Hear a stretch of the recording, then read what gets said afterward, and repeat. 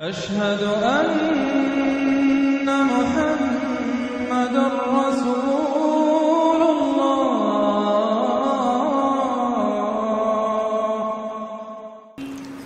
الحمد لله وكفى والصلاة والسلام على عباده الذين اصطفى خصوصا على أفضلهم وخاتم النبيين محمد الأمين وعلى آله وصحبه أجمعين. اللهم أرنا الحق حقا وارزقنا اتباعه وأرنا الباطل باطلا وارزقنا اجتنابه. اللهم اجعلنا من عبادك المؤمنين. اللهم وفقنا أن نجاهد في سبيلك بأموالنا وأنفسنا. آمین یا رب العالمین. تو یہ اسلام قبول ہوگا یا نہیں؟ فرمایا کہ اگر تم اللہ اور اس کے رسول کی اطاعت کرتے رہو گے تو اللہ تمہارے اعمال کے اجر و ثواب میں کوئی کمی نہیں کرے گا. ارکان ایمان میں پہلی چیز ہے یقین، دل کے اندر پیدا ہو جائے. حدیث جبرائیل ہے جو انتہائی مشہور ہے اور جس کو ام السنہ کہا گیا، سنت کی جڑ اور بنیاد. اس کی روایتوں میں فرق ہے کہ حضرت جبرائیل نے پہلے سوال کیا اخبرنی عن الاسلام اور پھر کہا اخبرنی عن الایمان، اور یہ بھی ترتیب ہے کہ پہلے کہا اخبرنی عن الایمان اور پھر کہا اخبرنی عن الاسلام. جو مکے کے سابقون الاولون تھے ان میں ایمان یقین والا پہلے پیدا ہوا، اسلام بعد میں آیا. اور یہ جو لوگ تھے بعد میں ایمان لانے والے، ان کے اندر اسلام پہلے آ گیا، پھر اگر انہوں نے اطاعت جو ہے بغیر کسی دھوکے کے، بغیر کسی نفاق کے جاری رکھی، اور یہ اطاعت کلی اطاعت ہوگی، جزوی نہیں. جزوی اطاعت اللہ کے ہاں قبول ہی نہیں. افتؤمنون ببعض الکتاب وتکفرون ببعض فما جزاء من يفعل ذلك منكم الا خزي في الحياة الدنيا ويوم القيامة يردون الى اشد العذاب. تو کیا تم ہماری کتاب اور شریعت کے ایک حصے کو مانتے اور ایک کو نہیں مانتے؟ تو جو کوئی بھی تم میں سے یہ حرکت کرے گا اس کی سزا اس کے سوا کچھ نہیں کہ دنیا میں ذلیل و خوار کر دیے جائیں اور آخرت میں سب سے شدید ترین عذاب میں جھونک دیے جائیں. وَمَا اللَّهُ بِغَافِلٍ عَمَّا تَعْمَلُونَ. اور اللہ کو غافل اور بے خبر نہیں ہے جو تم کر رہے ہو. اپنی داڑھیوں کی لمبائی سے اور اپنے حجوں کی تعداد سے تم اللہ کو دھوکہ نہیں دے سکتے. اسے معلوم ہے تم سودی کاروبار کرتے ہو، تمہارا کھانا حرام کا ہے. لیکن یہ اگر اطاعت کلی ہے تو ایمان پیدا ہو جائے. البتہ یہاں اسلام پہلے آیا اور اس پر اطاعت ہوئی، اور اطاعت کے نتیجے میں ایمان پیدا ہو جائے. اب اگر پیدا ہو گیا ہے تو اس کا ایک طریقہ کیا ہوگا؟ اتر جائے گا دل میں. اسی لیے اسی سورہ حجرات میں ایک آیت وہ بھی آئی ہے صحابہ کرام کے بارے میں، وَلَٰكِنَّ اللَّهَ حَبَّبَ إِلَيْكُمُ الْإِيمَانَ وَزَيَّنَهُ فِي قُلُوبِكُمْ. اے نبی کے صحابیوں، اللہ نے تو تمہارے لیے ایمان کو محبوب کر دیا ہے اور اسے تمہارے دلوں کے اندر کھبا دیا ہے. یہ ہے دلوں میں کھبا دیا ہے. انگریزی میں کہیں گے وربل ٹیسٹیمنی اور ایک پرسنل کنوکشن، ذاتی یقین. انما المؤمنون الذین آمنوا باللہ ورسولہ. اسلوب حصر، مومن تو صرف وہ ہیں جو ایمان لائے اللہ پر، اس کے رسول پر. ثم لم یرتابوا، پھر انہوں نے ہرگز شک نہیں کیا. اور اس کا ایک دوسرا رکن کیا ہے؟ وہ عمل سے متعلق ہے.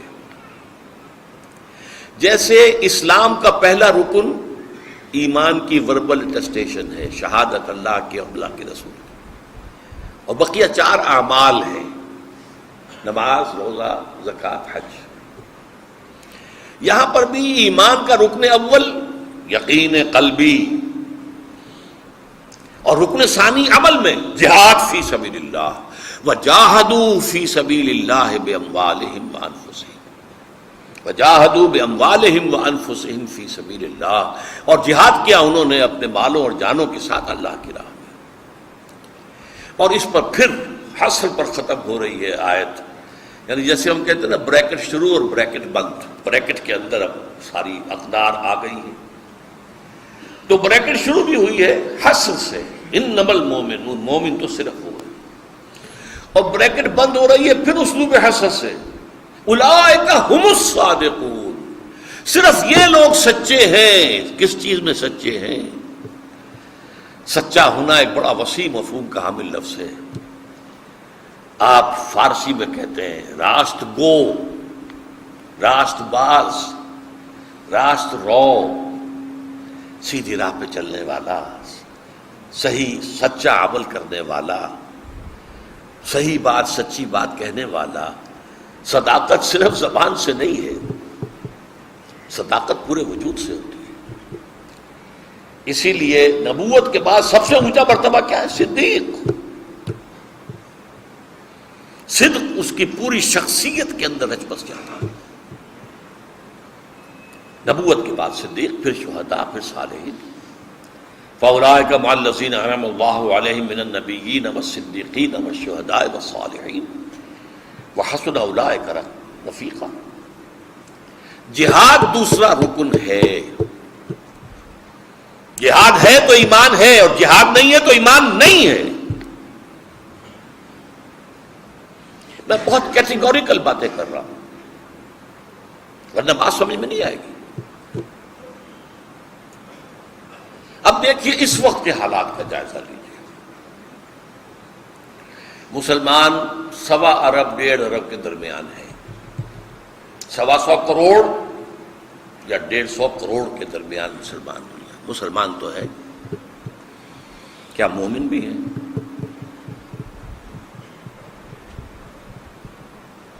اگر ان میں اکثریت تو دور کی بات ہے، معتد بے تعداد میں بھی مومن ہوتے تو یہ ذلت و رسوائی کبھی نہ ہوتی جو آج ہو رہی ہے۔ اگر ہم مومن ہیں تو پھر قرآن جھوٹا ہے۔ قرآن کہتا ہے انتم الاعلون ان کنتم مومنین، اگر تم مومن ہوگے تو تم ہی سب سے اونچے ہوگے۔ اعلون اعلیٰ کی جمع ہے، اعلیٰ سب سے اونچا۔ انتم الاعلون ان کنتم مومنین، اگر تم مومن ہوگے تو تم ہی سب سے اونچے ہوگے۔ تو آج ہم سب سے اوپر ہیں یا سب سے نیچے ہیں؟ ضربت علیہم الذلۃ والمسکنہ، ذلت اور مسکنت ہم پر تھوپ دی گئی۔ اسلام تو ہمیں پیدائش کے طور پر مل جاتا ہے۔ جو کوئی خدا کا بندہ ہندو ہو، سکھ ہو، پارسی ہو، عیسائی ہو، ایمان لائے، اسلام لائے، تو اسلام لانے کی قیمت دینی پڑتی ہے۔ وہ اپنے خاندان سے کٹ گیا، اپنی برادری سے کٹ گیا، ہمیں تو کوئی قیمت دینی پڑی نہیں، پیدا ہو گئے اور موروثی طور پر ہمیں اسلام مل گیا۔ لیکن ایمان موروثی طور پر نہیں ملتا، ایمان حاصل کرنا پڑتا ہے۔ یہ ایک علیحدہ موضوع ہے، بہت اہم ہو جائے گا۔ لیکن صرف یقین قلبی نہیں، بلکہ اس کا جو مظہر عمل پہ ہوگا وہ جہاد ہے۔ اس مقام سے میں جو نتیجہ نکال رہا ہوں پھر سن لیجئے، جہاد ہے تو ایمان ہے، جہاد نہیں ہے تو ایمان نہیں۔ اس کی ایک اور مثال لے لیجئے سورہ صف سے۔ یا ایھا الذین آمنوا، اے ایمان کے دعوے داروں، میں ترجمہ یہاں کر رہا ہوں ایمان کے دعوے داروں، هل ادلکم علی تجارۃ تنجیکم من عذاب علیم، کیا میں تمہاری رہنمائی کروں ایسے کاروبار، ایسی تجارت کی طرف جو تمہیں عذاب علیم، دردناک عذاب، جہنم سے نجات دے دے؟ چاہتے ہو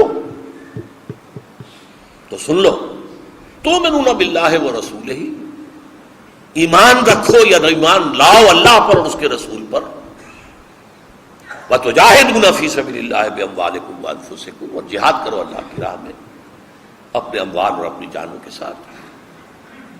ذَلِكُمْ خَيْرٌ لَكُمْ إِن كُنتُمْ تَعْلَمُونَ، جان لو اگر تم علم رکھتے ہو تو یہی تمہارے حق میں بہتر ہے۔ اب ان دو آیتوں سے کیا نتیجہ نکلا؟ جہاد ہے تو جہنم سے چھٹکارا ہے، جہاد نہیں ہے تو جہنم سے چھٹکارا نہیں ہے۔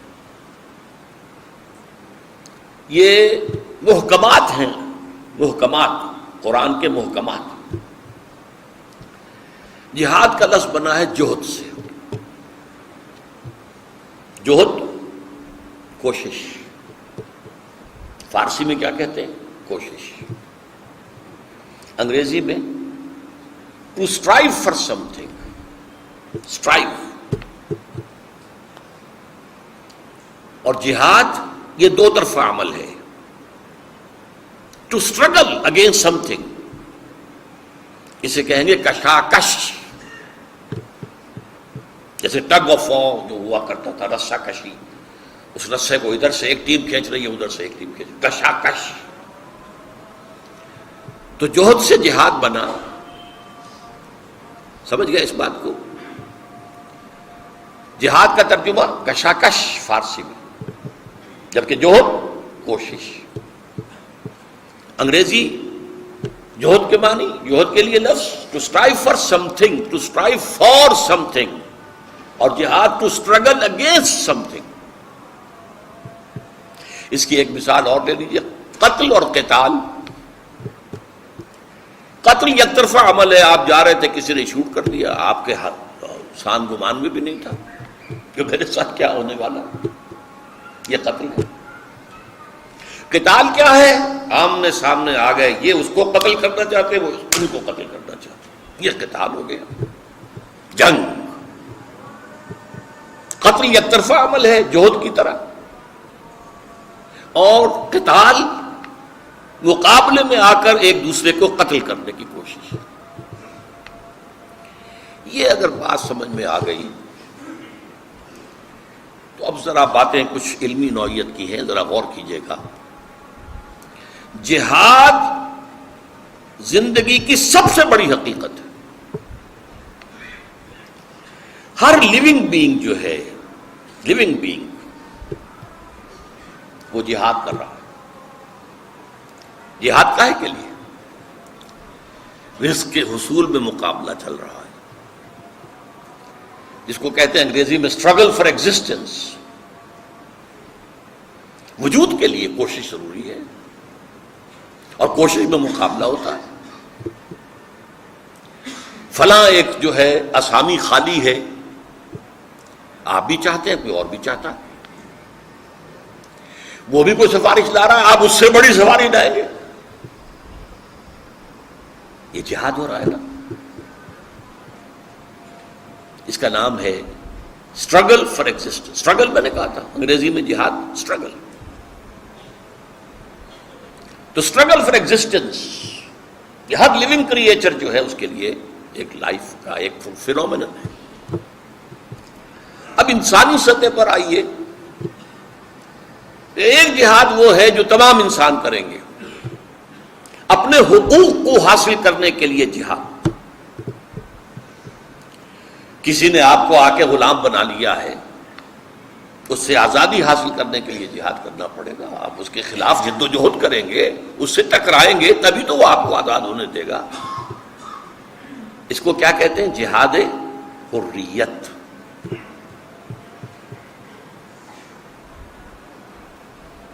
جہاد زندگانی کافر بھی کرتا ہے، وہ جو اسٹرگل فار ایگزسٹنس ہے، اس کو اقبال نے کہا جہاد زندگانی، زندگی کا جہاد۔ جہاد زندگانی میں ہے یہ مردوں کی شمشیریں۔ تو جہاد زندگانی ایک غیر مسلم بھی کر رہا ہے اور مسلمان بھی کر رہا ہے۔ فرق کیا ہوگا؟ مسلمان شریعت کے تابع رہ کر وہ جہاد کرے گا، حرام ذریعے سے نہیں کمائے گا، حلال سے کمائے گا، جبکہ غیر مسلم کے لیے کوئی قید نہیں ہے۔ اسی طرح جہاد حریت، جہاد حقوق، سیلف ڈٹرمینیشن، خود اختیاری حاصل کرنا، اس کی جد و جہد وہ غیر مسلم بھی کریں گے، مسلمان بھی کریں گے۔ جو یورپین کولونیلزم ہم پر مسلط تھا پورے ایشیا پر، اس سے نجات حاصل کرنے کے لیے ہندوؤں نے بھی جہاد کیا، جہاد حریت، جہاد آزادی۔ مسلمانوں نے بھی کیا، عیسائیوں نے بھی کیا۔ افریقی ممالک کے اندر بہت سے جو عیسائی تھے انہوں نے جہاد کیا۔ کہیں قتال کی نوبت بھی آ گئی. الجزائر والوں نے کتنی جنگ کی ہے، کتنی جانیں دی ہیں، تب جا کر جو ہے فرانسیسی ان کو چھوڑنے پر آمادہ ہوئے، آزادی حاصل ہوئی. یہ ہے جہاد حریت. غیر مسلم بھی کرے گا، مسلم بھی کرے گا، لیکن مسلم اللہ کی شریعت کے حدود کے اندر کرے گا. یہ فرق ہوتا جائے گا. جب اللہ کے حدود کے اندر وہ جہاد زندگانی کر رہا ہے تو اس کی زندگی عبادت بن جاتی ہے، اور جب وہ اللہ کے حدود کے اندر شریعت کے دائرے کے اندر جہاد حریت کر رہا ہے تو بھی وہ عبادت. تیسرے لیول پر ہے نظریاتی جہاد. ایک ایمان ہے، ایک شرک ہے. یہ کوئی ایگزسٹ نہیں کر سکتے. ایمان اور شرک میں تو تصادم ہوگا. ایک مومن کوشش کرے گا کہ شرک ختم ہو جائے، مشرکانہ خیالات، مشرکانہ اوہام ختم ہو جائے، مادہ پرستی ختم ہو جائے، دنیا پرستی ختم ہو جائے، شہوت پرستی ختم ہو جائے، بت پرستی ختم ہو جائے، دولت پرستی ختم ہو جائے، غلط نظریات، غلط فلسفے یہ ختم ہو جائے. یہ اگلا لیول ہے.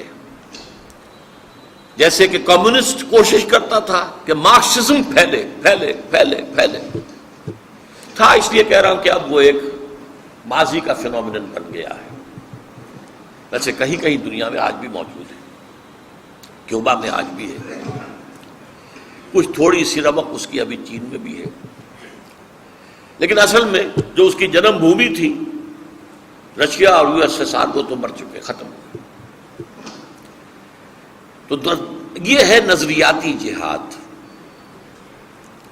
یہ جہاد مسلمان جب کرے گا تو اس کا نام ہے دعوت اور تبلیغ.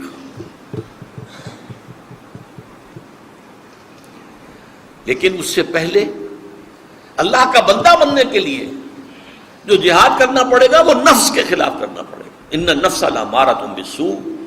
نفس تو کہتا ہے لو جی لو، رشوت لو، کاہے کو تم ہاتھ روک رہے ہو، ابھی بڑا بچوں کی فیسیں دینی ہے، فلاں یہ کرنا ہے، اس وقت تو نہیں ہے کچھ، لو. اپنے نفس کے خلاف جہاد کرنا پڑے. اسی لیے حضور نے فرمایا ای الجہاد افضل یا رسول اللہ. پوچھا گیا آپ سے سب سے افضل جہاد کون سا ہے حضور؟ آپ نے فرمایا ان تجاہد نفسک فی طاعت اللہ. سب سے اونچا، سب سے افضل جہاد، اونچا نہیں افضل، سب سے اونچا جہاد قتال فی سبیل اللہ ہے، لیکن سب سے افضل جہاد اپنے نفس کے خلاف ہے کہ اسے اللہ کا مطیع بناؤ. افضل میں اعلیٰ میں فرق ہے. فرض کیجئے 100 منزلہ عمارت ہے، اس میں سب سے اہم پہلی منزل ہے، پہلی ہوگی تو دوسری ہوگی تو تیسری، اوپر کا دار و مدار تو اس پہلی منزل پر ہے نا.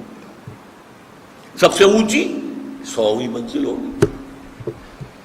تو اہمیت اور افضلیت میں جہاد، نفس کے خلاف جہاد، معاشرے کے خلاف جہاد. معاشرہ جا رہا ہے دنیا پرستی کے رخ پر، مادہ پرستی کے رخ پر، آپ جانا چاہتے ہیں خدا پرستی کے رخ پر. تصادم ہوگا کہ نہیں ہوگا؟ کشمکش کرنی پڑے گی. زمانہ باقی سازت تو با زمانہ بے ساز. ایک طرز عمل یہ ہے کہ زمانہ تمہارے ساتھ سازگاری نہیں کر رہا ہے، تم زمانے کے ساتھ سازگاری کر لو، فرکشن ختم ہو جائے گی. اور ایک یہ ہے زمانہ بات نہ سازت تو با زمانہ ستیز. زمانہ تمہارے ساتھ سازگار نہیں ہے تو زمانے سے جنگ کرو، اپنے موقف پر ڈٹے رہو. آپ کو معلوم ہے کہ ایک طرف موب جا رہا ہے، ہجوم، اگر آپ بھی اسی طرف جا رہے ہیں تو آپ کو خود بخود وہ موب ہی دھکا دیتا ہوا لے جائے گا. اور اگر آپ اس کے خلاف چلنا چاہیں، وہ ادھر جا رہا ہے موب اور آپ ادھر آنا چاہتے ہیں، تو جو کچھ ہوتا ہے حج میں رمی جمارات پر وہ کیوں ہوتا ہے؟ ادھر سے آنے والے جو ہے وہ زور لگاتے ہیں، ادھر سے ریلا آتا پیچھے لے جاتا ہے، زور لگا کر چند قدم آگے بڑھے، موت کا زور آیا اور پیچھے لے گئے. یہ کشاکش ہے، مسلسل کشاکش ہے معاشرے کے ساتھ۔ پھر تیسری ایک قوت ہے غیر مرئی، شیطان لعین اور اس کے ایجنٹ جو جنات میں سے ہیں۔ یہ تو غیر مرئی ہے، ہم دیکھ نہیں سکتے، لیکن اس کے انسانی ایجنٹ بھی ہیں، وہ ہمیں نظر آتے ہیں، جو بے حیائی پھیلانا چاہتے ہیں، جو کفر اور شرک کو عام کرنا چاہتے ہیں، جو اسلام کی بےخبری کرنا چاہتے ہیں۔ بہرحال جہاد پہلے لیول پر نفس کے خلاف، معاشرے کے خلاف، شیطان کے خلاف۔ دوسرے لیول پر دعوت، تبلیغ، اسلام کے نظریات کو پھیلانا، باطل نظریات کی نفی کرنا۔ جان لگے گی، وقت لگے گا، پہلے آپ دین سمجھیں گے تو آگے سمجھائیں گے اور پھیلائیں گے، قرآن پڑھیں گے تو آگے پڑھائیں گے،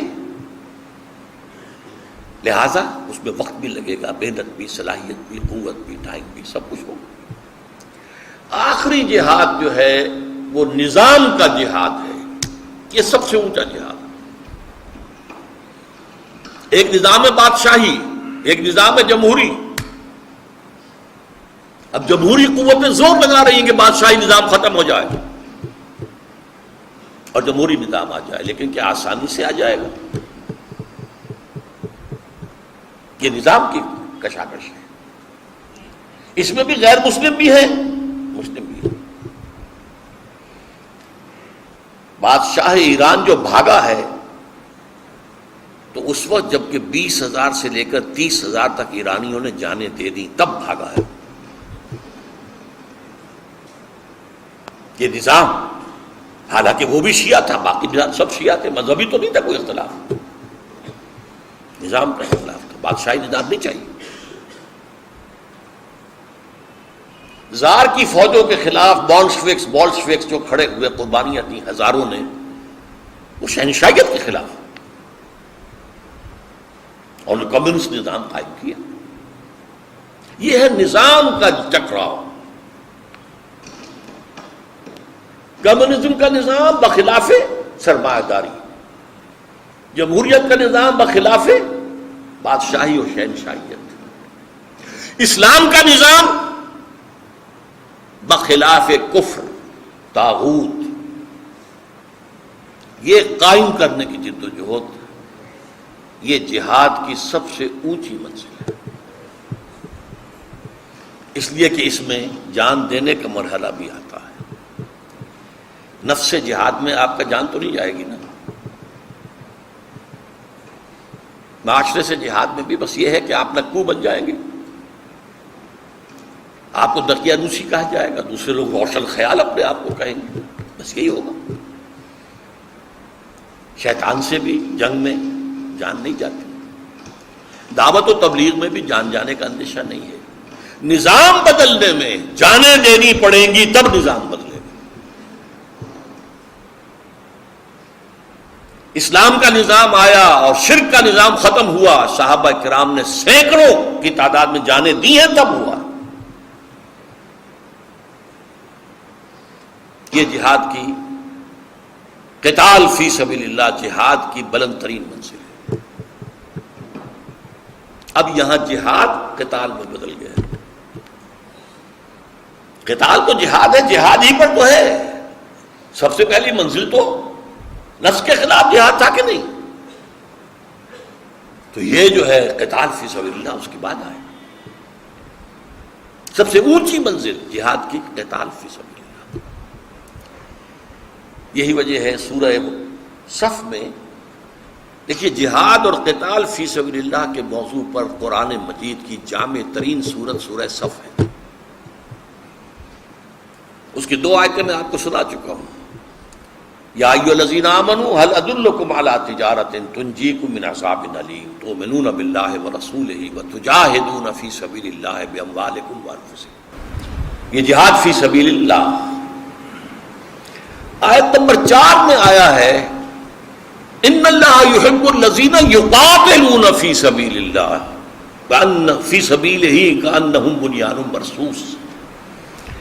اللہ کے محبوب تو اس کے وہ بندے ہیں جو اس کی راہ میں جنگ کرتے ہیں، قتال کرتے ہیں، اس طریقے سے صفیں باندھ کر گویا کہ سپلا، جسے آج آپ کہیں گے ری انفورس کانکریٹ۔ پچھلے زمانے میں دیوار میں سیسا پلایا جاتا تھا تاکہ اینٹوں میں کے درمیان جو درزے ہیں اس میں سیسا آ جائے، دیوار مضبوط رہے۔ یہ ہے جہاد کی آخری منزل، جو محبوبیت خداوندی کا مقام ہے۔ ان اللہ یحب الذین یقاتلون فی سبیلہ صفا کانہم بنیان مرصوص۔ اللہ کو محبوب تو ہے اپنے وہ بندے جو قتال کرتے ہیں اس کے راستے میں، ایسے صفیں باندھ کر کہ جیسے سیسا پلائی ہوئی دیوار ہے، ان میں کو رکھنا ڈالنا ممکن نہیں۔ اب اس جہاد کی جو آخری منزل ہے نظام کو بدلنے کی تو جو آج کی ملاقات کا حاصل، اگر یہ بات آپ کے ذہن میں بیٹھ گئی اور اگر اس کے اعتبار سے آپ نے اپنے دل میں جھانکا، اسلام اور ہے، ایمان اور ہے، میرے قلب میں ایمان ہے کہ نہیں، یہ میں آپ کے بارے میں نہیں کہہ سکتا، آپ میرے بارے میں نہیں کہہ سکتے، لیکن ہر شخص جو ہے وہ کتنے پانی میں ہے اسے خود معلوم ہے۔ بل الانسان علی نفسہ بصیرہ، ہر انسان اپنی کیفیت پر پورا بصیرت رکھتا ہے کہ میں کہاں کھڑا ہوں، کتنے پانی میں ہوں۔ اسلام تو کلمہ شہادت کی بنیاد پر ہمیں حاصل ہو گیا، وراثت نہیں مل گیا۔ کوئی اگر آج داخل ہوتا ہے وہ بھی شاہدرے میں داخل ہو سکتا ہے اسلام کے، اور اس اسلام کی اتنی اہمیت ہے قانونی اور دستوری اعتبار سے کہ ایک عجیب واقعہ پیش آیا۔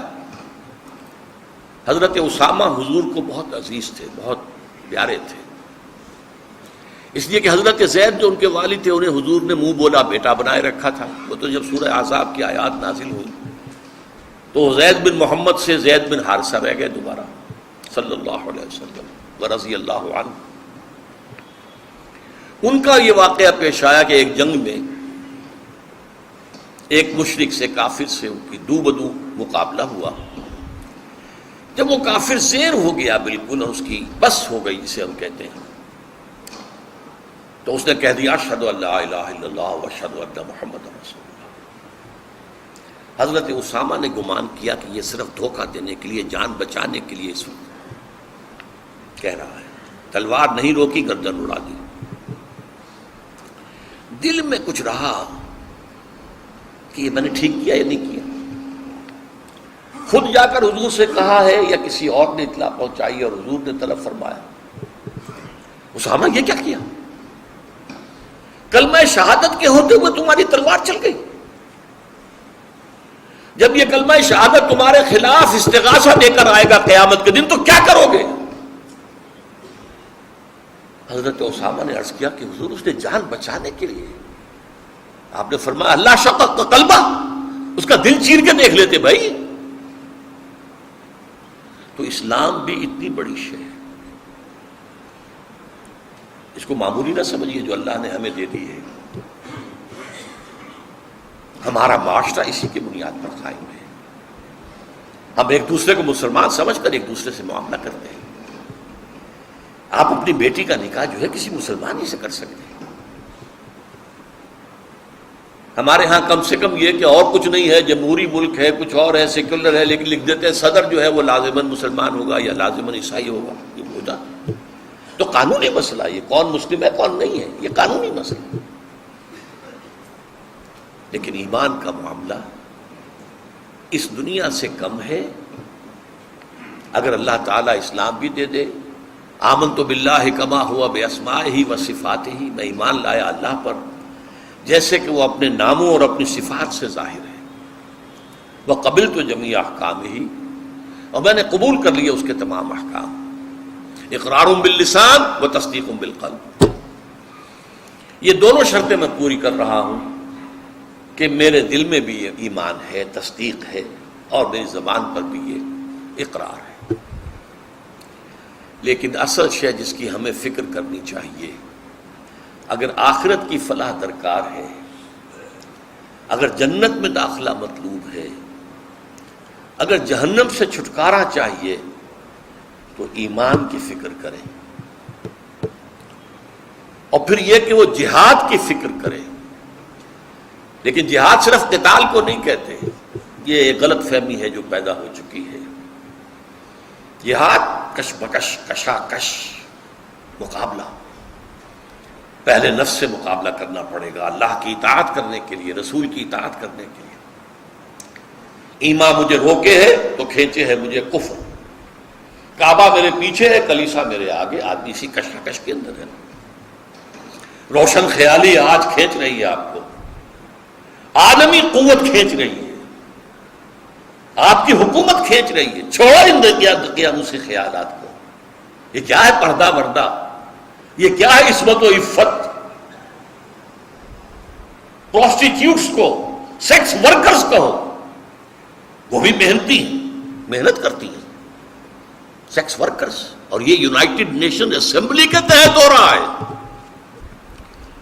بہرحال یہ کشاکش جو ہے اللہ اور اس کے رسول کی اطاعت کے لیے بھی درکار ہے، یہ کشاکش کفر اور شرک کے خاتمے کے لیے بھی درکار ہے، یہ کشاکش اللہ کے نظام کو قائم کرنے کے لیے بھی درکار ہے۔ کافرانہ نظام، طاغوتی نظام، شیطانی نظاموں کو ختم کیا۔